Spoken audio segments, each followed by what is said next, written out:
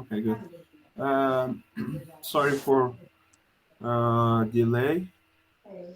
I had a problem for entering this system. Now I present you in both system. I'm in both in Wadan system and Google Meet for those who cannot join the Wadana. Anyway, we are going to continue our lectures on the synthesis method of nanoparticles. If you remember, last time I mentioned that we have two main synthesis routes. One is up to uh, top to down, and the other one is down to top. Okay, very basic categorization of the synthesis method. Today, we are going to discuss the second uh, uh, top to bottom approach. We are going to discuss about the uh, energy flash methods. So, what are the energy flash and what is the difference between the those with the milling, for example, process. Let me. Someone want to join the meeting. Okay. As I mentioned in previous lecture, we are about to talk about the synthesis method for few weeks, and then we are going to characterization method, and then we are continuing to uh, the other part, third part of the lecture, which is application of nanoparticle. For here, as I told you, we are discussing the methods which we start with the bulk precursors, bulk large material, large piece of material, and we crush them with different ways to nanoparticles. So the way that you introduce energy, mechanical energy, electrical energy, or uh, photon, photo uh, illumination, you can crush the material and disintegrate the material and transfer it to the nanomaterial. One of the famous methods for um, producing nanoparticles are burning, burning metals. Burning metals is introducing lots of energy.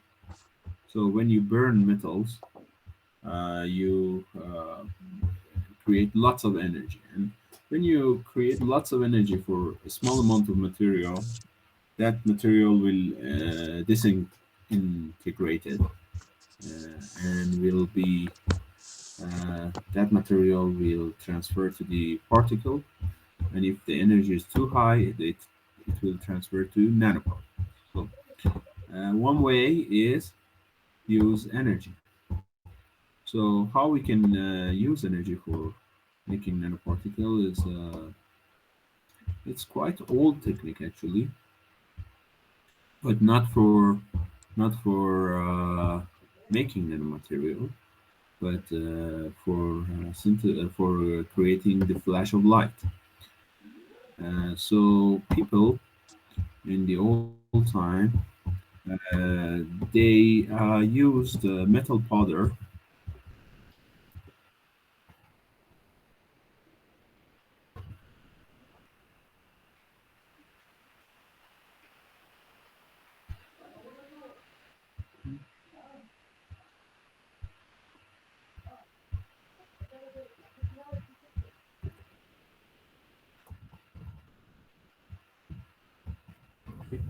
They use metal powders for do photography.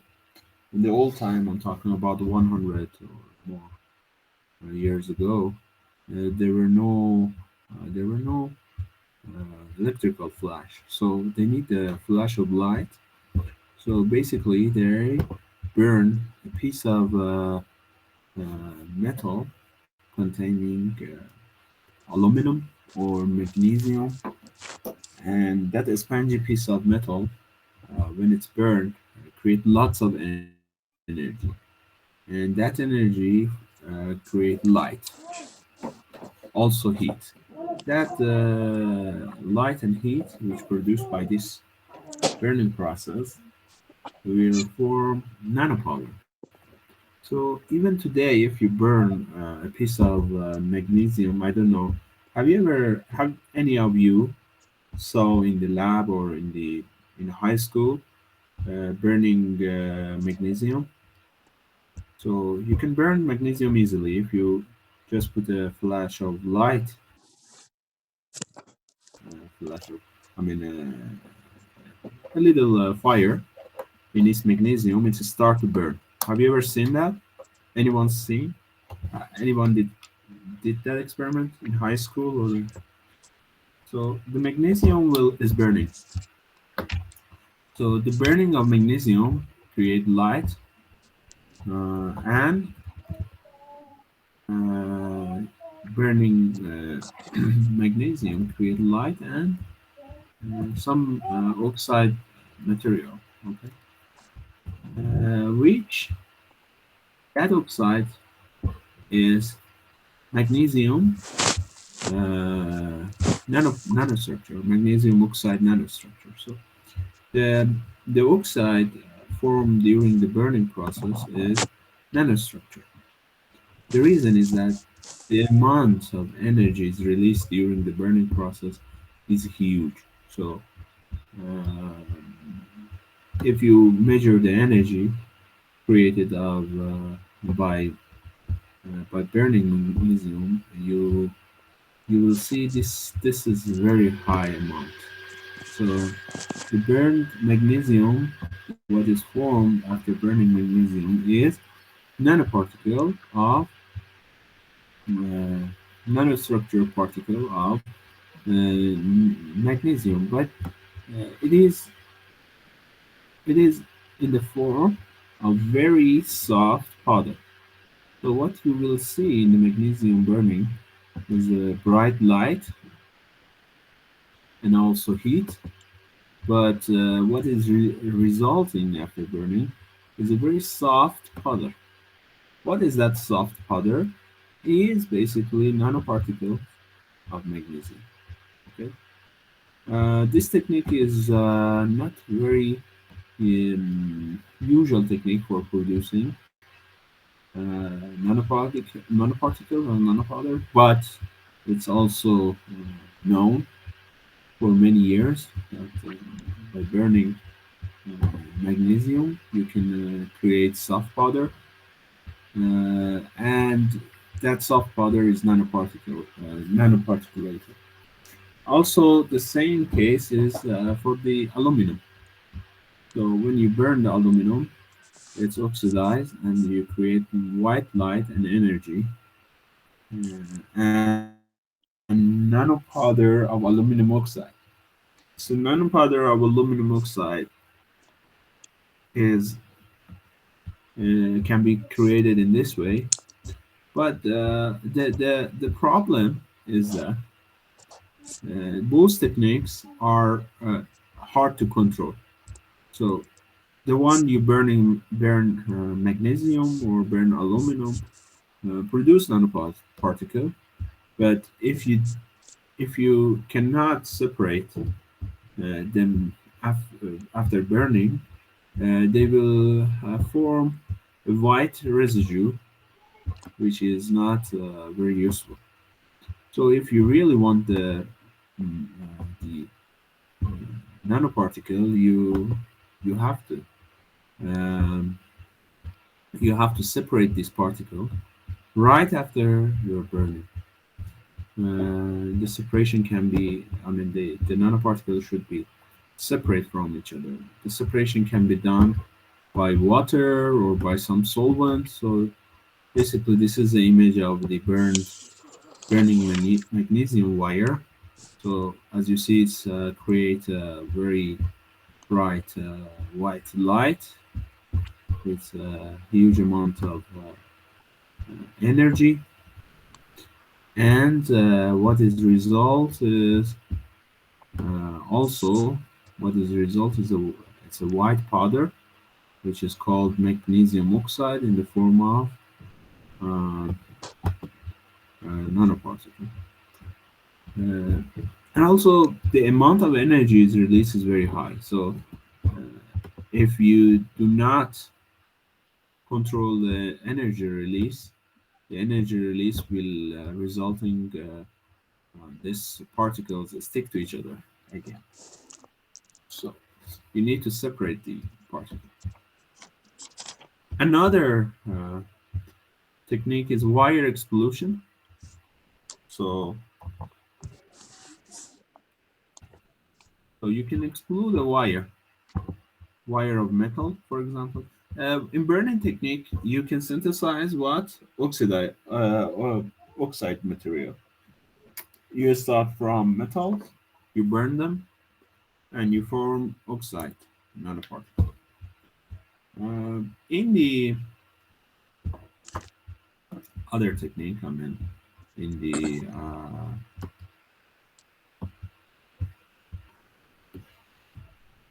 wire explosion technique, you use the same wire, but you do not want to oxidize it. Okay, if you do not oxidize the material, you can create metallic nanoparticle. Actually, most of you have seen this before in your home. You unintentionally synthesize metallic nanoparticle by wire explosion. You may ask me where and why. So someone camera, for example, Zainab Hikmat camera is open. So Mrs. Hikmat, please turn off your camera. سي زينب سد الكاميرا سي زينب ببخشي دكتور.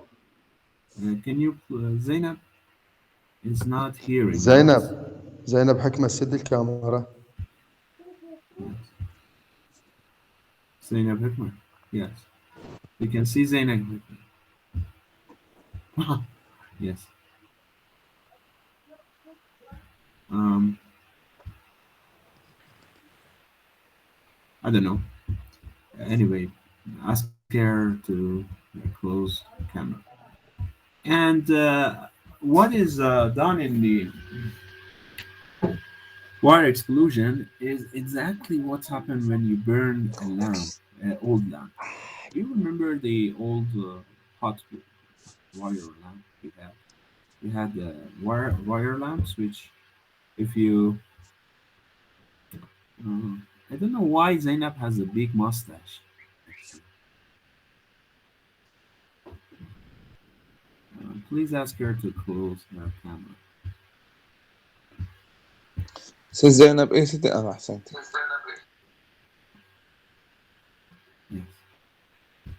Is he Zainab? I don't think so. Okay. So if you remember in old time when we burned a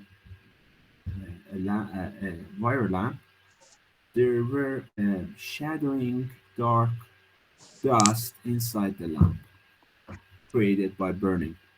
So what is that shadow dust? Actually, it is nanoparticle of tungsten. So it's formed by explosion of wire. So the thin wire inside the lamp after a while get fatigued. So it's get thinner at the point, and suddenly by the electrical shock you give to that wire, it will explode and the lamp will burn. But when the lamp is burning, the material will disintegrate it because of the energy it's released during the burning, and the material will eject out of the wire, and will cover the inner wall of the lamp.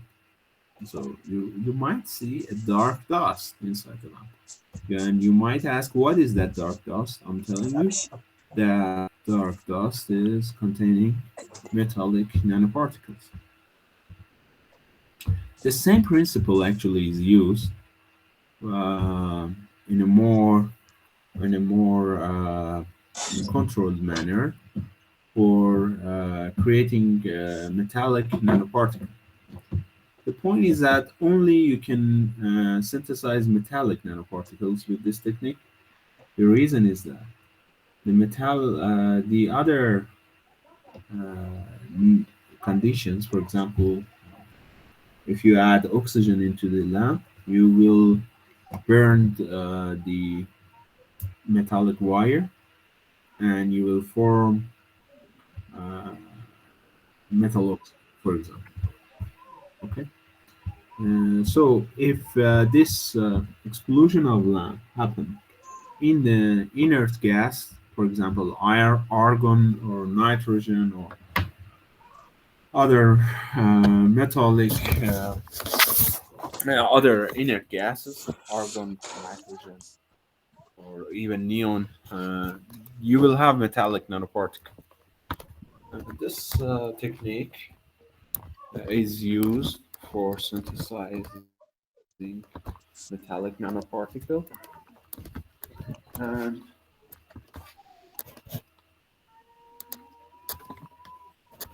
and people knows it for many years. But the thing is that the machine who can do that is developed quite recently. I have a very important call. I'm sorry, I have to interrupt my.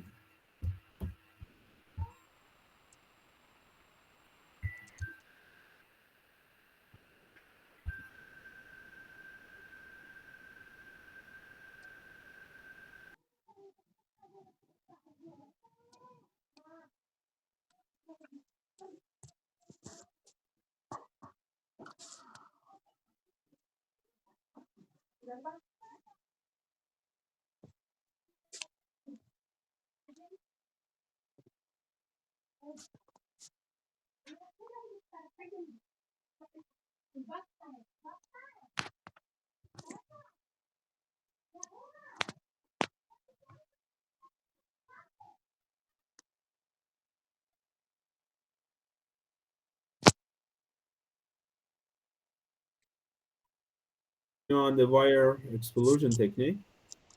So when we are talking about the wire explosion, as I told you, we should if we do it in the inert atmosphere. Uh, Inert atmosphere means inert gases like argon, neon, nitrogen. Okay, uh, and you control the voltage, the amount of the power, voltage and current you inject to the wire. You can play with the condition and the size of your nanoparticles. So the size of nanoparticle is depend on the what is the diameter of your wire. If you use the thinner wire, usually you get a smaller nanoparticle. Okay, and if you use the large diameter of wire, you usually get larger nanoparticles, or even larger than 100 nanometer. Okay, so this is very important. Also, the amount of the voltage and current you inject to the wire is very important. First of all, the amount of voltage and current should be controlled with your machine. Secondly, the amount of the voltage and the current is uh, is important in a way that the rate you increase the current is very important, because if you just increase the current, what will happen is your wire get hot and will melt instead of atomization. You need to do it very fast. So you should increase the currents very fast the electrical current in the way that your wire will atomize in the atmosphere. So the wire will atomize, then the wire will turn to the clusters, small clusters. After atomization, the atoms, metal atoms, will stick to each other as a cluster. And in when they get cold in argon or nitrogen or neon, the inert gases, the nanoparticle will form. Usually, if you use the inert gases like argon, you will form spherical nanoparticles, as you can see here. Okay, here you can see. And if you use nitrogen, for example, you will form the triangular or rectangular nanoparticles, and also nitride nanoparticles. So, because the energy is very high, the energy of the atoms is very high in this technique, you might form aluminum nitride nanoparticles as well. So, the base gases for forming, for synthesizing nanoparticle in general is inert gases. Inert gases are neon, argon, xenon, and two other inert gases. So it's very important that you know that you consider that the inert gases will help us to forming a spherical nanoparticle in the wire explosion technique. So there are fast cameras in the market these days. So we have fast cameras. So we can take a picture of a wire which is under explosion. So we are exploding a wire with electrical shock, and meanwhile a fast camera take a picture. And as you see, this is the image you will see during this process. First of all, the electrical charge will form. Secondly, they start to form flash, and it gets hot, hotter and hotter, and finally the wire will explode. So when you form wire, when you do wire explosion, the nanoparticle will separate in the air, in the space. So you should collect your nanoparticle. In the very simple example I told you about the lamp, there is a glass wall which is turned to the, which is which is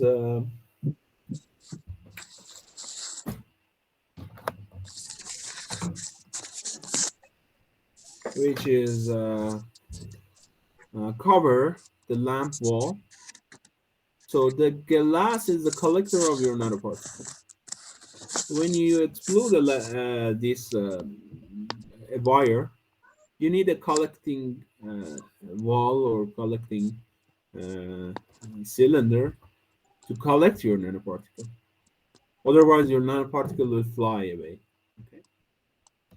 And the point is that if you do it, the wire explosion experiment in the air, what will happen is that you will form oxide nanoparticle. So it's very important that we control the atmosphere, the dimension, the dimension of the wire, the atmosphere, and voltage we are going to use. If we do not control this, if we do not control this current voltage, I'm sorry again.